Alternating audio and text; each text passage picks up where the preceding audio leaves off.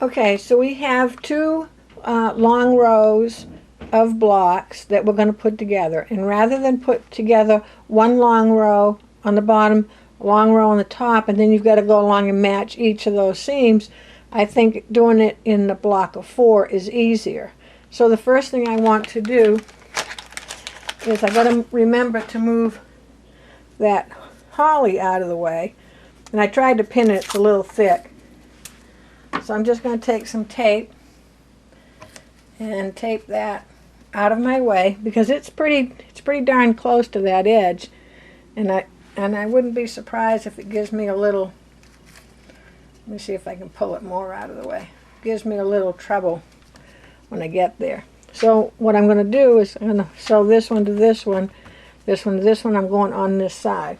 So the first thing I always do when I start, I've lost my, fold my pins in, is I quickly put a pin in one side so I remember what side I'm sewing on. I'm not sewing on this side, I'm sewing on this side.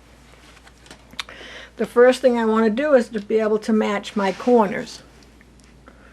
So let me see if I can get a little closer in. So what I'm doing is I want to match, too much light there. I want to match this corner stitching to this corner stitching. And you'll notice on the back you have several rows of stitching.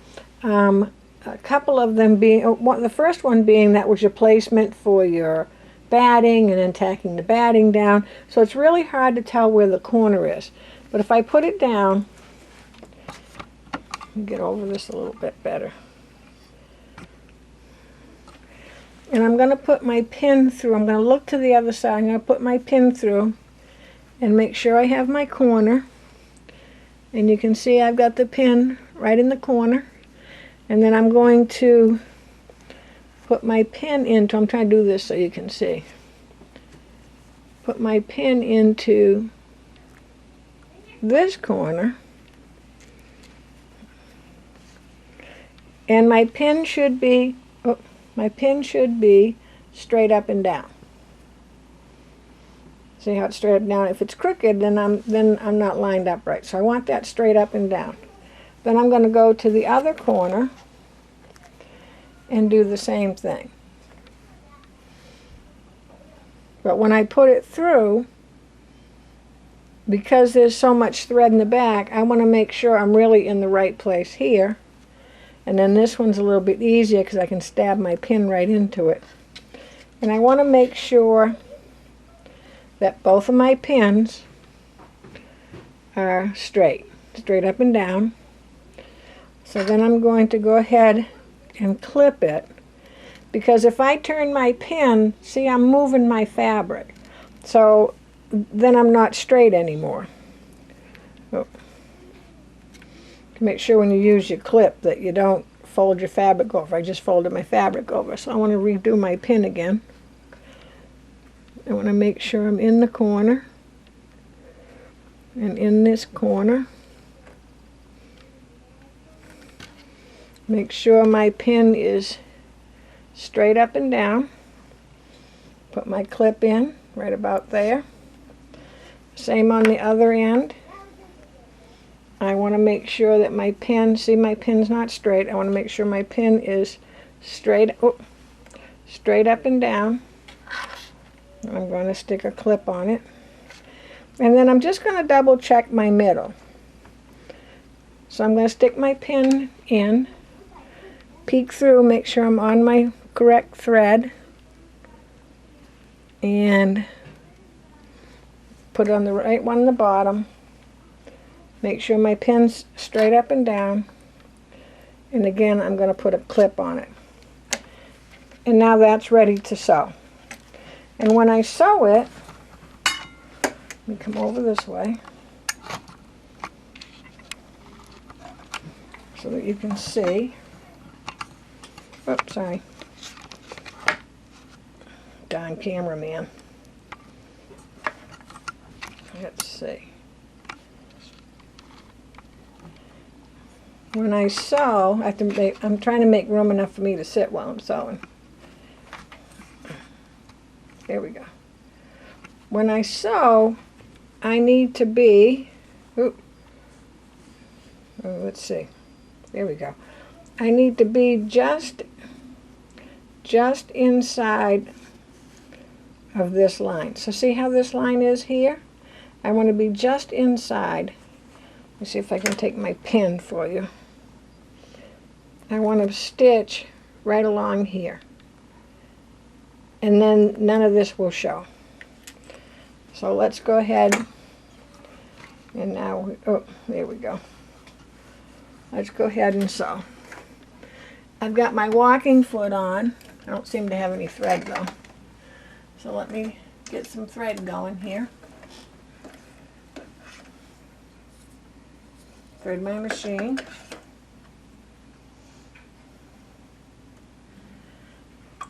I'm doing a little bit bigger stitch. So normally if your stitch is, for example, if your stitch length is normally 2.5,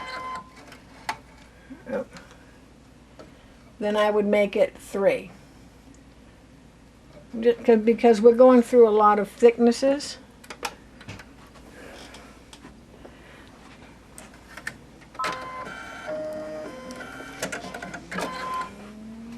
Okay, so let's see if you can see that. Oh, that all right. These clips are nice because on the back side, they're nice and flat. So I'm going to put my needle down. So I'm just inside of that. Oh, hit the wrong button. I'm just inside of that line. And I'm gonna, can you see it all right? I'm gonna start my sewing. Oh, I guess I better slow it down a little.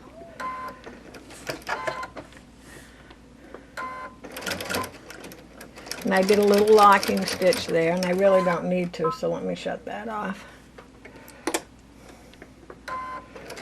So I'm just gonna take my time and slowly go down. So I am just to the left of that line.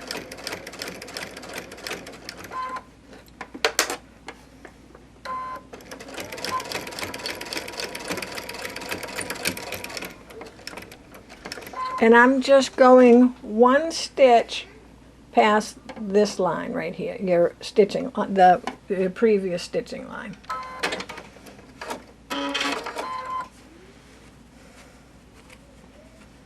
And let's open that up. Let me come over here. Let me go back a little bit, otherwise it keeps trying to focus wrong. There we go. So I'm going to open it up, and you see how all the lines are lining up. So when I press this, I'm going to give it a good hard press with that seam open. And so now I'm going to go ahead and do the other piece, and then I'll show you how to put the 4 pieces together. Okay, so I've sewn these together. You saw me do that, and it lines up nicely there. See, whoops, right here, and right down there. And then there's our other one, and I move that back over. I got by that fine. I didn't have any big problems, so it's nice and lined up there. The hat's nice and lined up, so everything looks fine. So now we need to attach the top to the bottom. So the easiest way to do that, and that's why I thought that for me, doing it in these 4 patches works out nicer, is now I'm going to flip this over and see how I've pressed those flat, and I steamed them good because they're pretty thick. So I pressed them open, and now I'm going to do the same thing with my pins, except I could probably use a few more this time. Here we go. So I'm going to go, let me see if I can do it. I'm trying to do it right side up so it doesn't get confusing. Oop. Let's see here. And come in a little closer. So I'm just going to pick a corner. So I'm going to take this corner. I'm going to put my pin in the corner so that it comes out right where my corner stitching is. I'm going to pick up this one and put it right into that corner of the stitching. Can you see that all right? And get that straight. So I'm just going to get my pin in there fairly straight for now because I'm going to be wiggling it. See the pin being straight. And you'll notice I didn't trim my top curve down yet. So I'm going to do that all at one time. So then I'm going to go to my other corner. Stick the pin in. Make sure I'm in the corner. Stick the pin in the bottom one. I want to make sure I put the pin yeah, you can see it, a good ways through. I want to make sure that pin is parallel. And then the next part I'm going to do is my center. Lost my other pin. So it's really easy enough to do. I'm going to lift. If I come down here, it's easy enough to do to go through the center to the center, but then I don't have any reference going across. So I'm going to lift up my seam, and I'm going to do this corner and match it to the other corner, just so I have a top and bottom reference. I'm just going to leave that there a minute. Now I can stick my pin down through the center. So it's going through the center of one and right through to the center of the other. Well, let's do this. Let's go down here a little further. I'm going to come down this line. Maybe this will make it a little easier. I'm going to make sure I'm going to do it in the white spot so you can see it. I'm going to make sure my pin is right there on the line. And then I want to come down so I know that my top and bottom is right. And I'm going to make sure this pin is standing up straight. So everybody's up straight. Oh. Pulled my end pin out.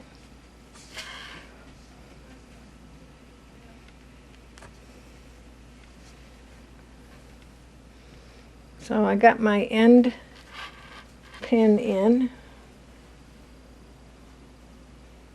And I want to make sure it's nice and straight, so it's straight this way and this way. I'm going to put a clip on. Lost all my clips here. I'm going to come down to the other corner. Oh, I got my back muslin fabric bunched up there. So I'm going to take it out, smooth it out. Make sure that my pin is nice and parallel. Stick my clip in, on. Take those two pins out. Now I want to make sure where those center pins are. There we go. I want to make sure my center pin is, let me see if I can get it straight. So I can go ahead, I'm going to put a clip on either side of that seam, and I'll show you in 1 second. So there's my center seam. Here's my two clips. So I'm going to go ahead and sew across, and then I'll show you what to do next. Okay, so I ran into two little problems I want to show you that I did. First of all, my seam folded over, so I'm going to undo that because I can't get the seam going in the other direction flattened out. But right in the same spot everything's lined up fine, but if you look closely, I don't know if you can see it here. I can see that's the stitching, so I just need to come in on that section. I'm gonna undo this fold because this is right where I had the problem, and I'm gonna start back here. I'm gonna do a locking stitch, open this up, and go across. I just need to be, I wasn't inside of that stitching line quite. I wasn't inside of this stitching line quite enough. So I'm going to go ahead and fix that, and then I'll show you what to do next. Okay, so I went ahead and put this section together. That's our 4. And then I took the first 4 and did that. So I have 4, and then 4, and then I have the last 2. So what I'm going to do next is I'm going to put these 2 onto here, and then I will match, and then I will put the 2 pieces together. So again, we're not doing any long seams. I only have to concern myself with my 3 points, top, middle, and bottom, and then I'll be all done. And then I'll be able to trim it up. We're going to go a 1/2 inch along here, and I'll give you the last instructions. Okay, just as a point of reference, remember that we're lining the pins up with the corners of the stitching. So you see how your blocks, this one doesn't line up with this one, so that's not your concern about that. Your concern is to line your pins up so that everything comes out straight. So I've got this all put together. It'll get back like that. And now I'm going to have to trim it up and do the binding. So let me get it trimmed up, and I'll let you know if there are any problems with that. Okay, so you've got all your blocks together, and now I'm going to trim my top. I didn't do mine as I went. I wanted to do it after I had it all together. So as you can see, I've marked it, and I'm going to show you how I did. I used the friction pen, and I took my little ruler, and I went along and a 1/2 inch from my sewing edge, which my sewing edge is right here. Can you see that? Okay. Yeah, I got the ruler in the way. So the sewing edge sewn edge is right here, and I'm going to mark it little intervals because I can't mark it on a curve.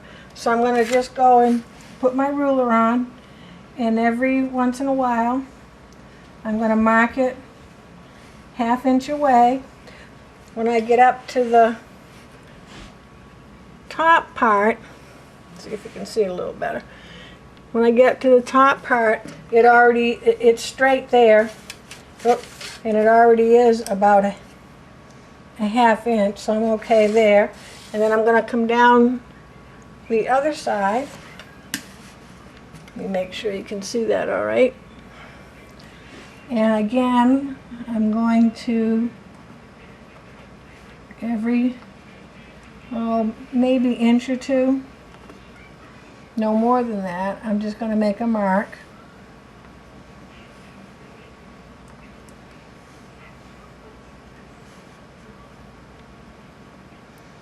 Until I get to the end. Now, if you're fortunate enough to have a dressmaker ruler, which I have, it's got a curve on it. So I am going to come down with my rotary cutter, and the rule on a curved ruler in dressmaking is if you can connect, let me see if I can show you. If you can connect 3 marks, your curve is correct. So I connected, so I'm only going to do this in 3. So I've connected, I'm going to show you those 3 lines. So I'm going to cut those first, and you can see how here's my straight line down, and that's about 1/4 inch going across. So let me go ahead and cut that.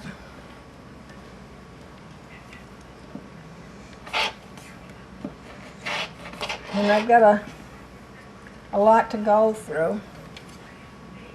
And then I'm going to continue with my curve. And the curve ruler is nice because not all your curve is the same depth of curve, I guess you could call that.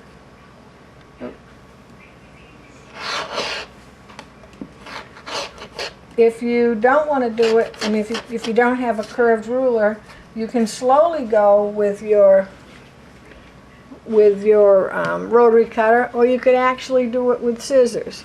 So let me back this up a little bit. Oop. So that you can see.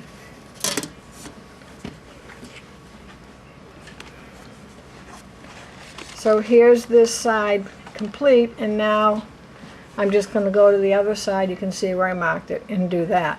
Now the other thing I want to mention is if you're going to do binding, binding normally would be, I use a 2.5 inch strip folded in half, same as on a quilt. I do it the same way as a quilt is done.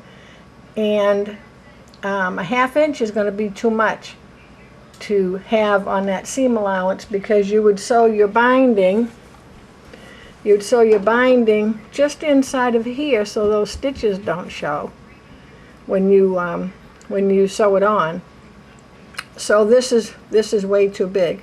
So I'm going to trim mine down to 1/4 inch from the outside. So I've got it a 1/2 inch, and then I wanted to do that so you could see it, and then I'll go back and do it the 1/4 inch.